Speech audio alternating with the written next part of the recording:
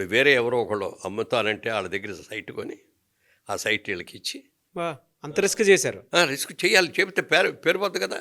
మన మీద ఇంత నమ్మకంతో అక్కడ పెట్టి చేసిన తర్వాత దాంట్లో 3 లక్షలు 4 లక్షలు లాస్ వచ్చింది. అయినా సరే అది చేసిన తర్వాత అండి ఆయన ఎంత ఆనందపడిపోయాడంటే, మా తరఫున ఎన్ని చోట్లకి వెళ్ళి మురళీమోహన్ గారి దగ్గర ఇట్లా కొన్నా ఇలా జరిగింది, ఇమ్మీడియట్గా ఆయన ఇంకో సైట్ కొనేసి నాకు ఇచ్చాడు.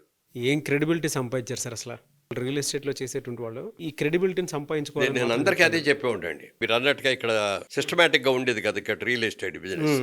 నేను వచ్చిన తర్వాత దీన్ని చూశాను, ఈ పద్ధతిని ఏదో మార్చకపోతే ఈ లాభం లేదు, ఇది మనం చేయలేము, ఇక రియల్ ఎస్టేట్ అనేది దానికి ఒక గౌరవం కూడా లేకుండా అయిపోతుందని చెప్పి మనకే ఒక అసోసియేషన్ ఎందుకు పెట్టుకోకూడదు అని ఆలోచన వచ్చింది. ఓకే.